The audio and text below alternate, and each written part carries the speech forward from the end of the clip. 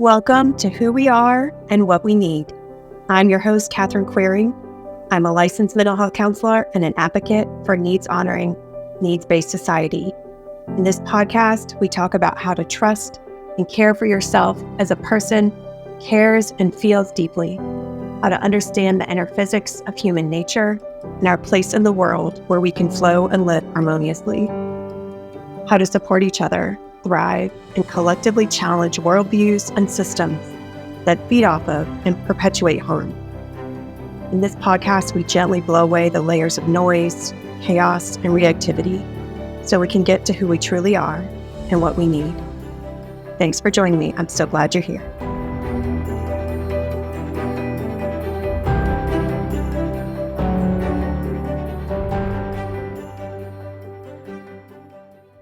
Welcome back to Who We Are and What We Need.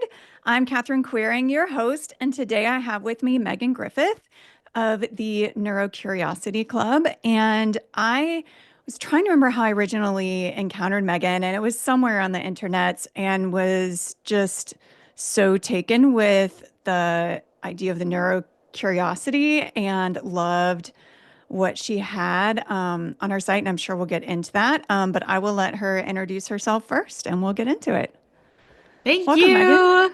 Yeah. Hi, everybody. So, my name is Megan. I am a life coach for autistic, ADHD, auDHD, and what I call neurocurious people, which is basically like, you're probably neurodivergent, but you're not sure what flavor and you don't feel ready to claim a label yet. And that's super valid and totally makes sense. So, I figured we needed to have a word for that, I suppose. And neurocurious felt fun. And so that's kind of what I go with. So yeah, I'm a life coach. I've been doing this for about 4 years now. I create a lot of content on the internet for free as well. And I'm autistic and ADHD myself. I was diagnosed, I think, 2.5 years ago now. And that like changed my world. So yeah.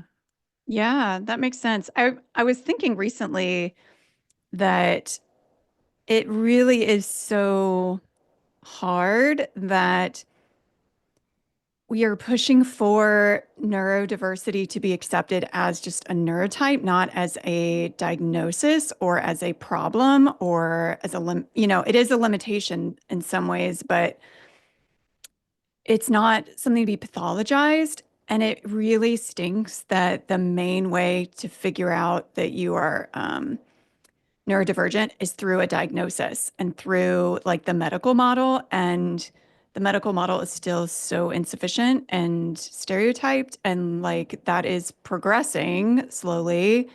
But I'm curious how you feel about that. And then we can get into some other exciting things you've been doing lately.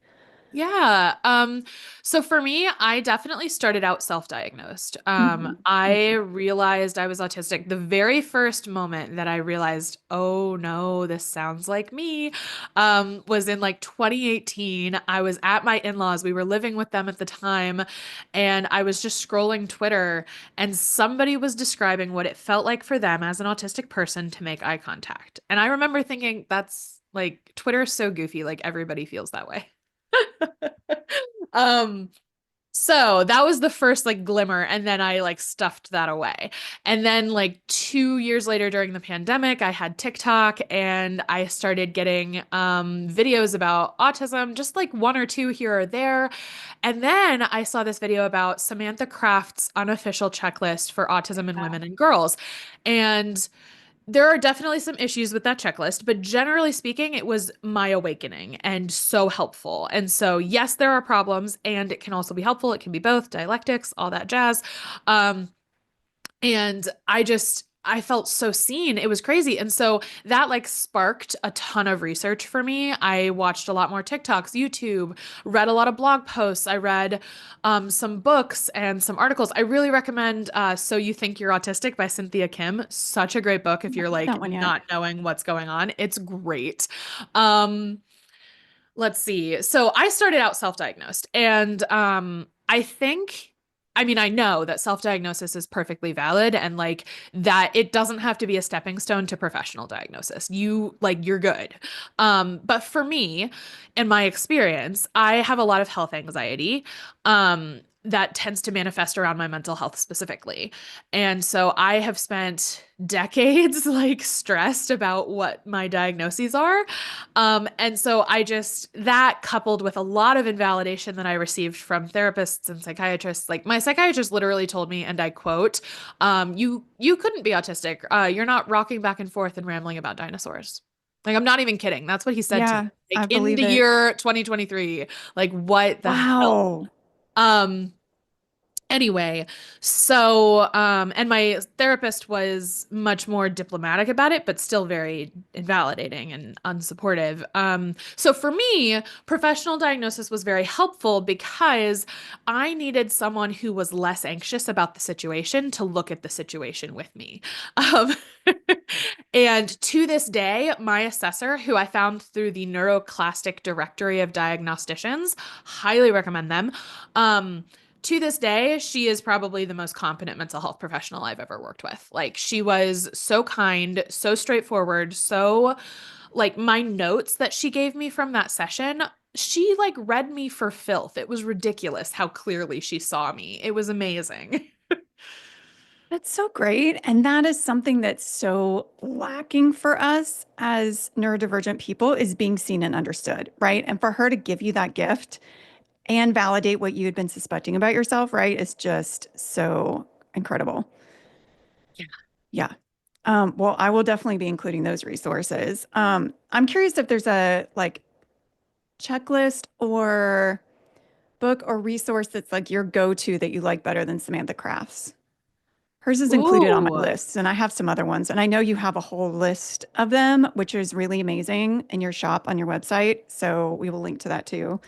Um, Yeah, yeah. I actually have discovery binders in my shop, and in there I have my own like list of potential traits that you might notice in yourself. You don't have to have all of them to be autistic or to have ADHD, but they might be traits that you resonate with. So I've got my own, and then I also have my own list in my book that's coming out. I think later this year, maybe next year. It's a little fuzzy still. We're in the editing process, but I a huge chunk of that book is I redefined the criteria for autism and ADHD through the lens of lived experience. And it oh, was so so fun to great. do. There's so much research in there. Like, it's not just me. Like, I did a lot of research to show that these are actually traits that a lot of people resonate with. And I'm so excited for it. Gosh, that is so exciting. I can't wait. What's the title? Do you have a title yet? Or is So that the still in edit? working title, not sure if that's going to be the final title, but the working title is I'm auDHD, now what? Because I get so many people coming to me in my coaching practice saying like I got diagnosed and they gave me some resources, but I feel like I need a guidebook. And I was like, Right. I could write a guidebook. So that's what I did. It's amazing. I love that so much. Um, I just wrote a like workbook that's like defining your flavor of neurodivergence, which is really fun. The workshop is January 27th, if you want to come, I 11:30. do. I absolutely Um, do. but that was so much fun making that. And it was a similar thing of like, I need this. I'm encountering so many people that really want some way to be like, how do I pull together all these things I'm learning about myself into one place? And I mean, the trouble is like, I feel like I just keep adding pages for days and days and days. And I'm working on right now, if you want to be a part of it, how to create like a website or Airtable or something that will populate where anyone that's interested in collaborating on this can dump information that they keep learning Ooh. because we need some space to collaborate on this, right? Like the ways that we're learning about neurodiversity are from neurodiverse people who are expressing it and sharing it on all of our separate sites and places and internet and socials. And I don't know, I would like at least some sort of it seems also very autistic, right? Like I want some organization and a framework and like some like I just want it Yes. together. I want all the fun things and I want it together. Like yeah, to get to the bottom of it, like let's get a more complete picture, which I'm so excited is going to be in your book as well. Yeah, so much of that. Um, I want to hear about your summit that you just had. You had a neurodiversity summit, and I'm curious what that was like for you. Like any things that have really kept like resonating or, rattling around in your brain, or yeah, anything's coming out of that that you've been thinking about. Oh my goodness. Okay, so this is the third year that I've run the Neurodivergent Lived Experience Summit. It's all about getting people who are neurodivergent together to talk about their lived experience being neurodivergent. We had several therapists join us this year, and we've had researchers and therapists and stuff in the past as well. And so it's not that we're like ignoring or excluding professional insight. It's that we're prioritizing lived experience insight. Um, and it is the Neurodivergent Lived Experience Summit. So there is so much more represented than just autism and ADHD. We had Michelle Hammer of Schizophrenic NYC.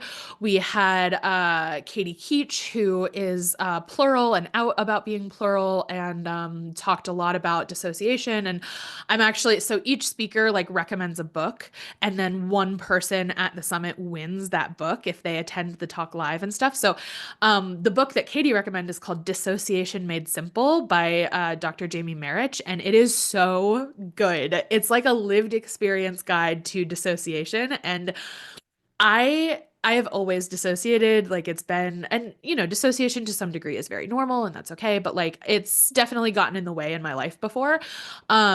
And I just feel so seen. And so anyway, that's been lovely. The reading list from the summit, we have like a PDF with all the books that the speakers recommend, and it's that reading list is mwah, chef's kiss.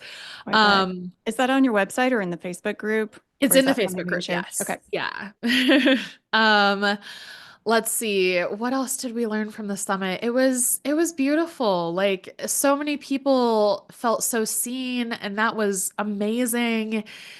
And I just I am always so honored every year. I'm honored to throw this together and to have all these beautiful, amazing speakers share what it's like to be them, and all the amazing attendees sharing in the chats. And I just had a great time.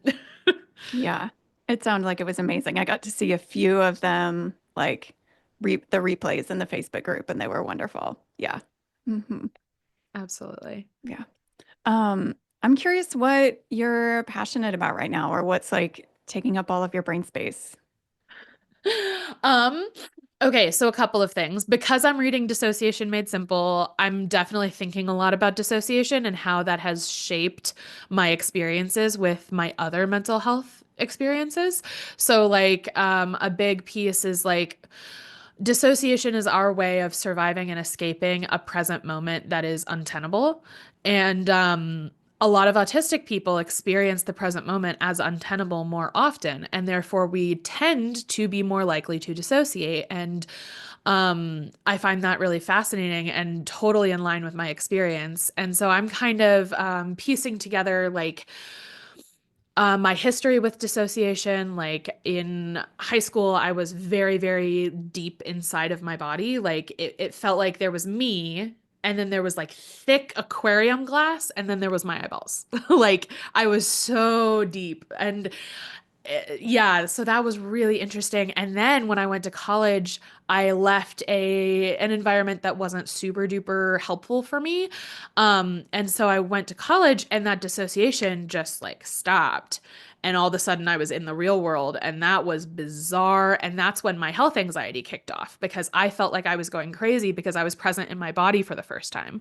And Wow. like that was, so I'm like piecing all of this together by reading this book, and it's been so cool. Like I love learning stuff about my brain. It makes me feel much safer. So that's a big thing that's eating up my brain space. I'm learning a lot about structural dissociation, which a lot of plural folks kind of disagree with or don't think is robust enough to explain a lot of plural experiences. But for me, the idea of structural dissociation has been really fascinating and really helpful. Yeah, I like that. I know I'm curious how common of an experience dissociation is with neurodiversity, and it might be different with different types of neurodivergence. But I know it was really prevalent for me and more in the sense of I wasn't in my body since I was like 7. Like I remember the moment of shame that I stepped outside my body and observed myself because it didn't feel safe to be in my body, right? Like, Mhm. and it was because of an um, something that I said that was too honest. Mhm. And got a shame response. And now, like, as I've had understanding of neurodiversity and not just trauma, like, I've been able to piece together, oh, that's what was happening. And then because I'm an empath, I could feel all of the anxiety and shame that I was getting from other people, right? And like, oh, that's not safe. What I did was not okay. I have to manage and watch myself so I don't do that again, right? I have to be perfect. I went into all the perfectionism and people pleasing and observe and watch myself to do that, manage everything. And that was because of the my personality and the culture I was in. Um, but it was so amazing coming back to my body. But I did it through internal family systems therapy. So like I knew that I was doing that. So even though it was strange, I would think it was a little bit less jarring. Yeah. Yeah. Yeah. Uh-huh. Oh, there's just so many amazing things to learn and I don't know, live into. I'm curious what you've seen that have been themes for yourself or from people in your neurocuriosity group or that you're coaching or just even that you're seeing online, that kind of thing. Like if there's any other themes or things that you're seeing people move through or discover about themselves that have been really helpful. Yeah, I think a lot of people in my circles are discovering the world of PMDD, which is Huh? premenstrual dysphoric disorder, which is kind of like PMS in the way that a dog is like a wolf, in that it's not. Um, uh, PMDD can lead to very, very intense depression, very intense irritability, or even rage. It, a lot of people describe it as feeling like almost like you're possessed the week before your period Wow. starts. And it's actually really funny. I think the combination of my experience with structural dissociation and PMDD led me to think for a long time that I had borderline personality disorder, but I only met it sometimes. Like I didn't meet the criteria Right, all the time. It was very right, strange. And yeah, it's because it was cyclical. It was on that PMDD cycle and right. it related to how and when I was dissociated and when that sort of part of me that did have more borderline traits took control. And Yeah, so, yeah, that's been super fascinating. So, a lot of people in my circle are like, oh no, like I didn't even know PMDD was a thing. So, that's been really interesting. I've been working through that with my therapist and with my psychiatrist, trying to find like medication regimens that work a little better for that week because it can be a yeah, really hard week. right. Um, but Have you yeah, and done a lot of like people, oh, go ahead. HRT hormone replacement therapy or done any looking into that? I don't know I if you feel like talking about haven't. that. So I'm 30, so I don't think I'm in the world of like perimenopause just yet. So, but I know when menopause starts to approach that I'm probably going to look into stuff like that Yeah, because especially with ADHD, estrogen and dopamine are so linked. It right, can cause so many issues and right. heaven knows like when I got assessed for ADHD, they give you all those like screeners and tests for like executive functioning, for example, and my my scores were really bad. They were Mm-hmm. crazy. I was like, it was Mm-hmm. so validating. Um, Yeah. but I want to say it was like, which one was the worst? There was one of them where I was in like the 99th percentile. Like I was experiencing more executive dysfunction than like 99% of ADHDers, which Wow. is bananas. But then there were other ones that were much lower. Right. But Yeah. yeah. Yeah. Oh, I had like two directions I want to go in. I'm wondering if we could just list some of like the umbrella of what falls under neurodivergence. Because I'm wondering if, you know, some people may not know that it's more than autism and ADHD, right? That there's so Yes. many facets that are being included now and in different ways. So I'm wondering if you can just kind of like popcorn some out or kind of run through some that you're aware of. Yes, this is one of my favorite topics because people aren't Yay. always aware of this, and I wasn't aware of this for a long time. But the word neurodivergent was coined by Kassiana Asasmasu, who is a multiply neurodivergent advocate and activist. And they described it as any brain or mind that deviates significantly from the societally expected norm. Now, as you can guess, that's a very broad label, Yeah. but it's meant to be broad in the same way that disability is broad. Just because there's a lot of difference within neurodivergence doesn't mean we don't have some things in common and that we can't unite over our shared experience of being significantly different from what's expected. So, autism and ADHD obviously fit under this category, and those are examples of neurodevelopmental disabilities. So, things that you develop and they grow with you, basically. But that's not the only thing that can be neurodivergent, right? You can also acquire neurodivergence through things like Alzheimer's, traumatic brain injury, stuff like that. Um, Other forms of neurodivergence include mental illness is absolutely included because your brain is functioning differently. Um, Let's see. There's also epilepsy and tic disorders. All personality disorders are included, which is why I'm a really big advocate for making sure we don't shame people with personality disorders, especially like Hmm. cluster B receives a lot of hate, and so I really Yeah. try to stick up for that where I can.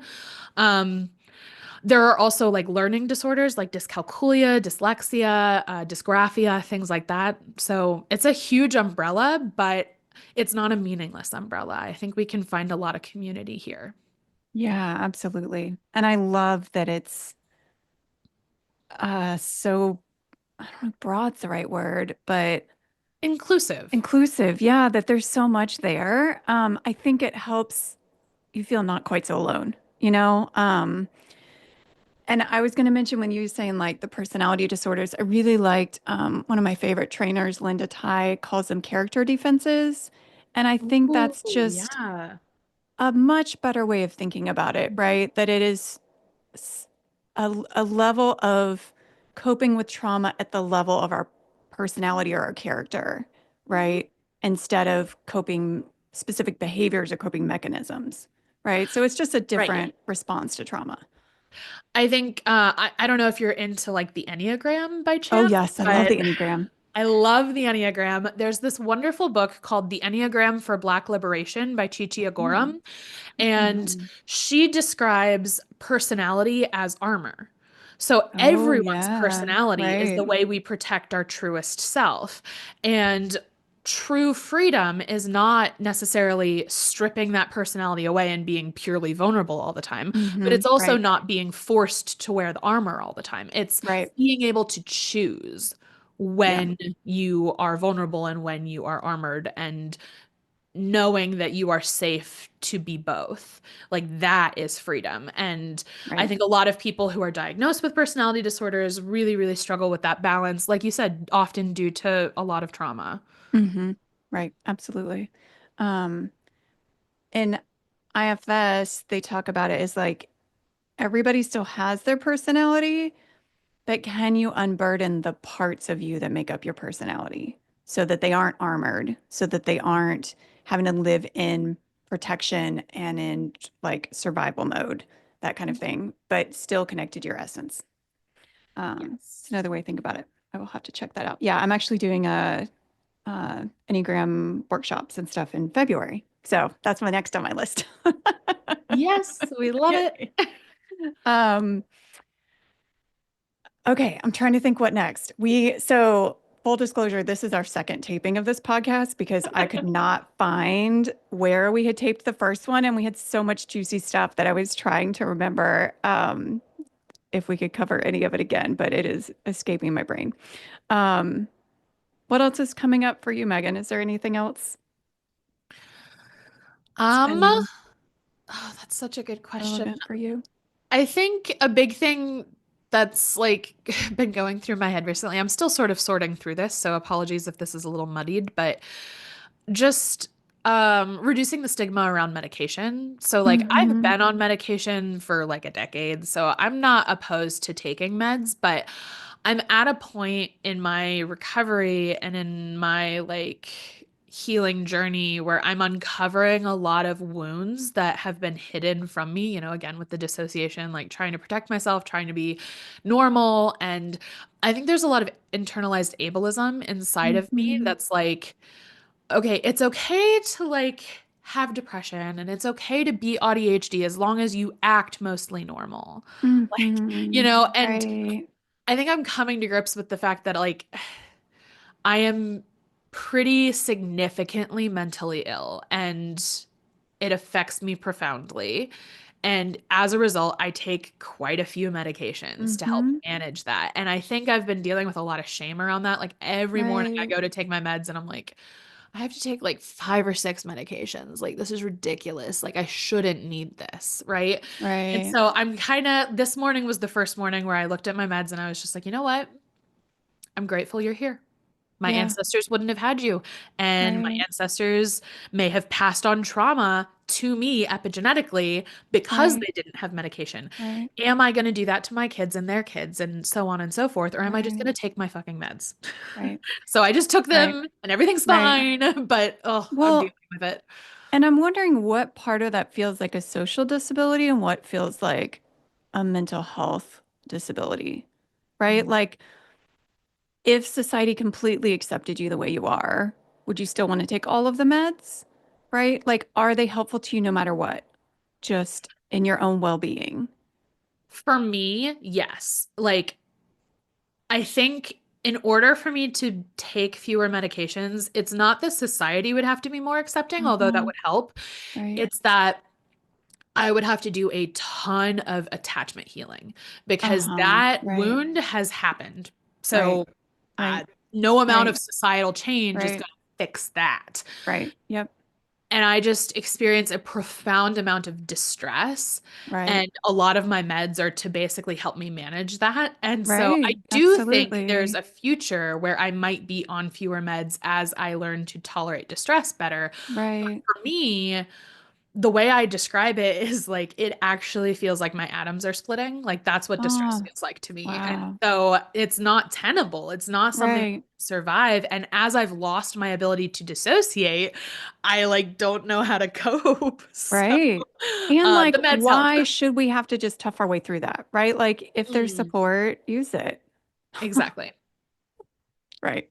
I was going to mention when we were talking before about PMDD, and Mm. I mentioned the hormone replacement therapy partially because when I was coming out of burnout from having two kids and COVID and working and being neurodivergent, um, one of the things that helped me come out, one of the main things was getting my hormones checked, and my testosterone was in the gutter. And so getting on testosterone was like, has been hugely helpful to me. And I finally feel like I'm kind of operating at more of a normal energy level, although I'm still more tired than most people. Um, but and I've seen as a therapist so many people who like the depression started or PMDD or any mood disorders started like at puberty. And I'm like, why is nobody checking the hormones? Like, why is this not part of our like normal regimen of well-being and like our physicals every year and stuff like that. Like it's just simple blood test. Just like Yeah, do with your that's panel for anything else. so I've had my thyroid checked many, many times because I exhibit every sign of hypothyroidism, except my thyroid is literally perfect. It's not even on the edge. It's literally the perfect range. So it's so funny. But I've had it checked a lot because every time I go to the doctor and describe my exhaustion, which is I'm learning burnout. But whenever I go and I describe this, they're like, it sounds like hypothyroidism, and then it never is. Um, But what's funny is when I was in college and I was starting to experience all these mental health symptoms that were finally coming to light because I wasn't dissociating anymore. Um, my parents took me to get my hormones tested, actually. Kudos to them. They were like, "Yeah, let's look at your hormones and stuff." And they actually came back great. So that's awesome. Right. I'm all Okay. about So it. it's That's not that. wonderful. Yep. Or at least it wasn't that back then. It's been Right. 10 Uh-huh. years, so you never Yeah. know. But Yeah, and something, this is obviously in no way medical advice. I am not a doctor. I'm not qualified to give medical advice. However, something I've seen a lot anecdotally is for PMDD during that horrible week, a lot of people take Pepsid, and Oh, weirdly, the antihistamines in Pepsid seem to help like a lot. oh, interesting. Crazy, so interesting. It's so helpful. Yeah, yeah. I haven't tried that, but it's something I'm gonna look into because I Yeah, have Pepsid from when I was pregnant with the twins and oh my gosh, I needed it. yeah. How is it parenting? The Like, biggest struggle with yeah. parenting is not my autism or my ADHD, it's my attachment trauma. That is the Hmm. hardest Right. part. But the easiest part is, I just get to have fun with my kids. Like they're Yeah. so funny and interesting. My daughter just developed a new laugh, like out of nowhere. It's hilarious and so cute. The girls are just figuring out how to walk, and my 5-year-old, he's obsessed with cars and drawing, and he's so funny. Like the other day he's like, as you can see, this car has 7 wheels. And I'm like, as I can see, like he's so funny. Kids are adorable. And like I Yes. feel so fortunate to like, I don't know, sometimes I just look at my kids and I'm like, I'm your mom. This is great. Hmm. And then sometimes I Yes. look at my kids and I'm like, oh my gosh, go to bed. It Yes. depends. Right. But you know. Right. Yes. I think that's every parent's experience. Like Mhm. you have both. Yeah, I think it's interesting. I have a 4 and 7-year-old, and I love the playfulness that I get to have with them and hearing them laugh and like, yeah, all of those like fun comments and things they're learning. And like, it's so amazing. The hardest part for me is the amount of like extroverting that I have to do, And so it's like, and attention shifting, of like, mommy, mommy, mommy, mommy, mommy, mommy. And um, I discovered that like having a stimulant ADHD medicine helps me a lot with that, where Mhm. before I could manage pretty well without needing that and didn't realize I had ADHD and would just go into a fog a lot because like I'd run out of neurotransmitters that I needed and I'm just going to be blank and stare into space and stuff. But nobody needed me. Like I was off when I was off. Right. And so now being like, okay, I'm always on. Um, Needing something to help me be able to cope with those new responsibilities or needs, right? I will say that I always joke, I'm like, I'm not telling my clients to have kids. Like, please, that's a very intricate decision, but it's been really good for my executive dysfunction. Like, really good Really? for it. Yes. Wow. Because I used to just like lay in bed forever because I work for myself. So I don't have any obligations technically. Like, there's no hard deadlines a lot of the time.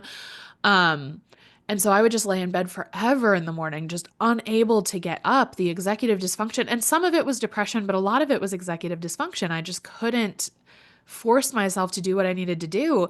And now my kids wake me up and it's like such a great way to wake up. I'm like, "Hi, Yeah. let's snuggle. Hi, let me get you a banana." Like, "Hi." It's a lovely way to wake up in comparison to Hmm. just waking up and staring at the ceiling. Right.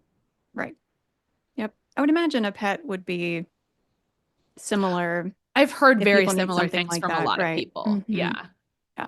Right. That someone needs you and helps you be on a routine and like Yeah. um get get through the transition of moving. Yes. Yeah. Yes. The inertia. Yes, exactly. Yeah.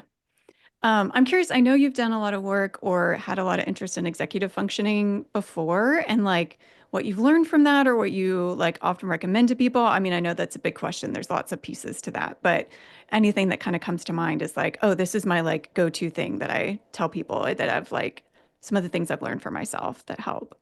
Okay, so first, if you're a little shaky on what executive dysfunction is, the best explanation I've ever heard comes from How to ADHD, the YouTube channel. She describes it as like your brain is a CEO who does not have a secretary. So Yeah. everything ends up on the CEO's desk, from the most unimportant nonsense to like vital information. It's all just mushed together. and the CEO is very overwhelmed. That's executive dysfunction. Um, so, what has helped me the most is a combination of emotional and practical skills. So, I find that some coaches really lean into the emotional stuff, like you just have to love yourself. And I'm like, I still have ADHD. Like, I need more than this. But I also find other coaches lean really hard into the practical, like, oh, here's my planner. This will fix everything. And it's like, yeah, but I still feel immense shame about my ADHD. So, we really need to like mold the two together. Um, so for me, doing a lot of anti-shame work, or not even anti-shame, healing shame. Anti feels aggressive. Right. But like healing shame work where it's like, okay, yes, my ADHD was shamed growing up. That doesn't mean I have to continue to shame it. That's not my Right. job. That's not my Right. legacy. Right. Um, and so doing that kind of work has been really helpful and recognizing that just because other people expect me to function one way doesn't mean I'm obligated to function that way. Right. Um, then on the practical side, one of my favorite tools is momentum building. So if you've ever heard of Eat the Frog, it's a productivity piece of advice that's like you should do the biggest, baddest, hardest thing first, because that way it's not hovering over you, like looming, like "Brr." Right. um which is totally fair and I think works for a lot of people. But for a lot of ADHDers, we would rather sit and stare at the wall for 6 hours than do Yeah. the thing we don't want to do. Right.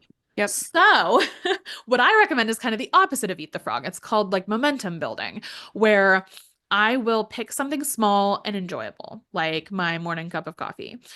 Then from there, I do something that's maybe a little harder, but still enjoyable. So, like filming my short form content. And then from there, I do something that's a little harder. Maybe I'll check email real quick. And then I tackle the big, bad, horrible thing. Time to make the sales page, like whatever. Yes. Right. Yeah. I love that. I know you've done a bunch of stuff in your neurocuriosity club, and I'm curious if you want to tell us more about that and what that's like and what that community has been like. Oh, I love it. Okay, so it's the Neurodivergent Clubhouse is my monthly membership, right? So you can join for a month, you can stay in as long as you like, you can cancel anytime. Um, but it's a Discord community. We have a main Discord for everybody, and then we also have a BIPOC only Discord that I am not in. I pay a really lovely member to run that one. Um, and the community in the Discord's amazing. Like people are so supportive. I'm usually in there answering people's questions, but every now and again I go into the venting channel and I'm just like, "Oh my gosh." And people are so nice about it even though I'm like I always sign it like you're not so fearless leader. Like, "Hi." Um and people are so sweet in the venting channel, but also it's not just venting, like people really connect over different traits that they experience together. And there's all kinds of neurodivergence in there, from autism and ADHD to bipolar to OCD and so much more. Um, but it's very active and people do a lot of body doubling in there. So the community Mm. comes with body doubling, but people will do text-based body doubling where they put their to-do list for the day in there with like a flower emoji for each item. And then as they do the things, they'll replace the flowers with check marks.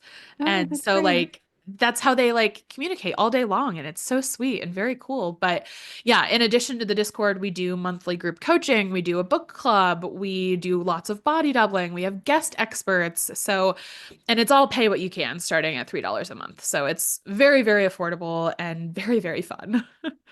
Yeah, it's so great. I haven't been in there very much, even though I'm like a part of it because I keep forgetting to pull Discord up. But anytime I've been in there, it just you can feel the positive energy and care and yeah, space for everyone there. I don't know exactly how to describe it. I can like feel it. Um, so yeah, but it's really lovely. It is. It's great. I'm very proud of that community. Yeah, yeah, absolutely. Is there anything else that you feel like you've learned about neurodiversity or feels really important that like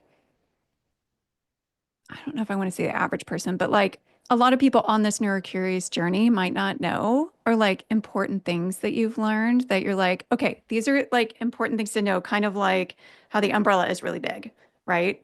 Like, what are some other things?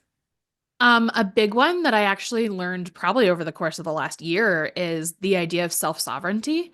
So a lot of autistic people especially, but also people with borderline and people with anxiety, we tend to have very black and white thinking. So you might think like, well, depression is a disorder, not a disability. Or you might think ADHD is a disability, not a disorder, or, whatever. You might have your own opinions about these things. And that's totally fine.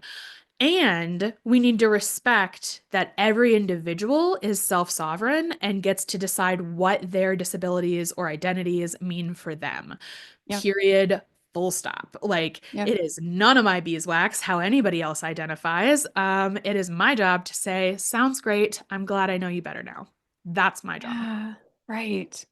I love that so much. The wording that I've had around a similar kind of concept is like, I always trust that you know what's best for you and that you know yourself best. Right. Yes. And like, I get to listen and be curious and support that. Yeah, and curiosity can be hard when a lot of, again, autistic, BPD, anxiety, we deal with a lot of cognitive inflexibility, and that's Hmm. just part of our neurotypes. But it's something that we can work on, and it's something I think we have to work on in order to be really great community members. I wonder if that's one of the things that's either too rigid or too porous, right? Yeah. Like, because I wonder if that's part of why the self-sovereignty, like the way it was hitting me when you were talking about that, and part of why it's so important is because of like, I have a lot of porous, like, at least with like people's energy and emotions. And then, like, so my identity or what I think, my opinions, like, can feel really porous. And it feels like really hard to hold on to what I think and feel when Yeah. someone else is saying something different. And I don't know how to be in my separate identity and express that, right? Like that feels Yeah. like that is such a common thing. Not everyone experiences that, but or I'm gonna the way to that I've dealt one of the ways I've dealt with it is like I'm gonna hold so tightly to this, Mm. right? And or I have to give in and accommodate what you think. Like that it feels really hard to have that middle ground of like talking through this kind of thing, I right? think for a lot of us, it can feel like either I have to steamroll or I will be steamrolled. Yes, And I exactly. think a lot of Yep. this can come from that cognitive inflexibility, but I think it can also come from traumatic experiences with people who maybe did a lot of steamrolling and made Mm-hmm. us feel like that was our only Right. option. Right. So it could come from a variety of places, but for me, a really great metaphor that's helped me is like, okay, we're all sponges, like you said, very porous. Mm-hmm. We can choose to put on a raincoat though. And Yeah. like that's our job in Yep. order to hold our space and be ourselves. Yeah. And the world is better for it. This is important work, not just for you, but for the people around you because their lives are better with you in it, not just a Right. people-pleasing mirror of themselves? Right. Right.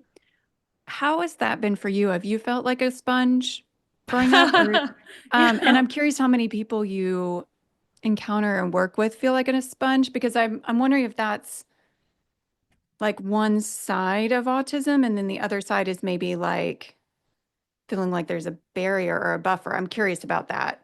Like Yeah. So for the me, the porous best empathy way, or the not as, more rigid boundaries. yeah. Yeah. So the best way for me to describe this is through different types of empathy. So there's cognitive empathy and then there's Mm-hmm. emotional empathy. Right. I have very, very high emotional empathy, which means I Right. naturally feel the way other people feel. I feel their Right. energy, I feel their feelings, but I have lower cognitive empathy. I can't always Mm-hmm. cognitively put myself in someone else's shoes. That's kind of that Right. barrier you were talking Right. about. Mm-hmm. And that combination sucks. Like, Yeah. because I feel flooded by people's emotions, but I can't Right. understand them. I Right. can't relate. And like, Right. that's so frustrating. So But I'm it, wondering yeah. if like the difficulty understanding them is because of the double empathy problem. Like, and that there's this miscommunication in the language around it because they're not saying what they're feeling often, Mhm. right? There's this like, I have to hide it or mask it or say something different, but you're supposed to know what I mean by that. And so I think there's like so many layers in a conversation is kind of how I've thought of it is like there's what someone says, there's the meta message, there's the implied message, there's what I took from it, there's the energy and emotion behind it, like, Mhm. and which of those layers am I understanding and how many can I be aware of at a time? Yes. Have you ever seen the movie Hitch? No. Okay, it's a funny movie about Will Smith teaching this guy how to like be smoother in dating so that he can date this like amazingly rich popular person, right? And this guy Uh-huh. is just like a regular Joe Schmo.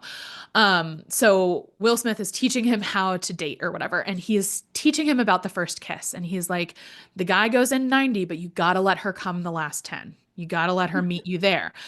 I think this is how neurotypicals communicate. They're like, I'll give you 70, but I need you to meet me 30. Whereas a lot of Uh-huh. autistic people communicate 100, 100, and that's it. Yes. Right. And so I think it's not intentional on anyone's part, but I Right. think Yep. that's part of the miscommunication. Right. Yeah, absolutely. Yeah, because I've wondered, it's like, I can feel what you're feeling, but do you know what you're feeling? Are you purposely trying to hide it? Like, have you suppressed it, but I'm still aware of it? Like, so I don't know how to have a clear communication with you because we're not addressing what feels the most important to me. Mm-hmm. Yeah. So that's how it's always struck me. It's interesting. I just wrote like a little therapeutic story about a girl who grew up feeling like a sponge and how she like learned to deal with that in turn, like get rid of the sponge where she just felt like I can just be me. Yeah. Yeah. I recently had a coach walk me through the idea that the subconscious is not made up of facts, it's made up of stories. And those stories might be based in fact, but Wow. it functions like the conscious mind functions in like lots of linear lines, whereas the subconscious mind functions in like chunks of story that Yeah. are you can't break them down. They come as a package. And that was really helpful. But yeah, I realized a huge like subconscious story for me is like, I, I mean, you are inherently bad and you're always trying to make up for that. Like, period, full stop. Yeah. Like, once upon a time, Right. there was a little girl and she was weird and she'll always be weird. And, like, so that's the Yeah. story. Right. Right. Oh, I love that.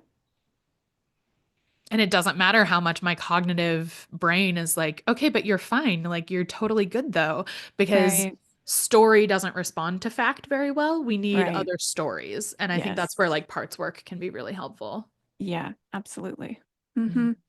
Tell me how parts work has been for you, if that feels like something Very accessible. emotional, but very good.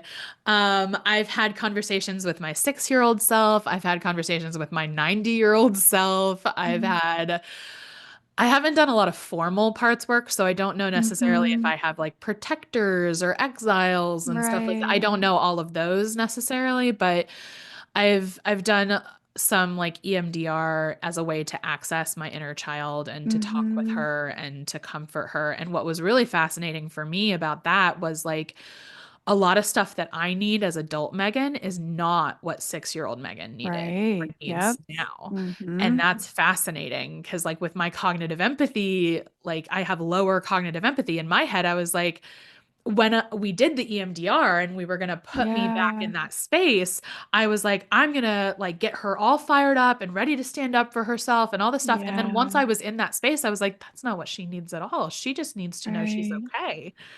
And so Right. it's been great. I love parts work. I love something I have done a lot of research on myself. I haven't necessarily done this with a therapist yet, but I love the idea of schema therapy, which is basically those Mm. subconscious stories, Right. that just really resonates with me. Yeah, absolutely. I mean, I don't know about you, but I live in story, I live for story. Like story is constantly in my consciousness and I'm constantly hungry for stories and processing the world through stories. And like that is really vital for me. Like I can go without a lot of things, but like I always have to have some form of story, which I is always interesting. forget that. Yeah. I never Hmm. realize how important it is to me until I go for a while without it. And Yeah, my husband right. will be like, "Let's start this new show." And I'll be like, "No," because I struggle to focus on stuff like that. Yeah. Um, but then he's like, "Come on, please." And I'm like, "Okay, fine." And then we watch it and it's great, and I Yeah. love the story and I love immersing my brain. It's like It's like my brain is naturally always like kind of about to catch on fire, and then a story Mhm. is like sinking it into a pool, and it's like, Yeah. ah. Yes. I love that. So what do you like to do for the maybe little bit of time that you get relaxation or when your brain gets a break? Like, what do you like to think about or do? Like, what do you gravitate towards? Mm, I love books. I don't read a ton, but I'm trying to. It's one of those things after my big burnout in college, I've just never really Hmm. been able to get back into it, but I'm working on it. I start a lot of books. I'm working on finishing some of them. Um, what else do I gravitate towards? I play with my kids. I love playing with them and just giggling with them and stuff like that. So that's always really fun. Star Wars is a new hyperfixation of mine. I am obsessed. I love it. My husband and I watched like literally everything, all of it, including the Lego Star Wars, which is surprisingly poignant, by the way. They're Oh, I great. bet. Yes.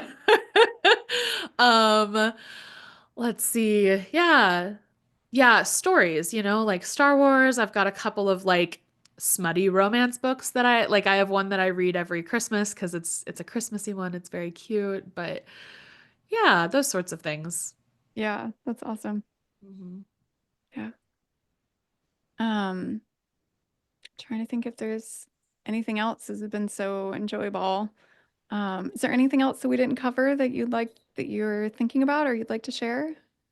I think we've talked about pretty much everything on my mind recently. Awesome. Well, thank you so much, Megan, for being with us. I really appreciate it, all of your wisdom and knowledge and presence. And listeners, thank you for tuning in, and I will see you again next time. Thank you for being a part of our collective care and meaning making on who we are and what we need. Leave a review, subscribe, and follow us on socials at Catherine Quiring and at Who We Are Pod. This is your host, Catherine Quiring, signing off. See you again soon.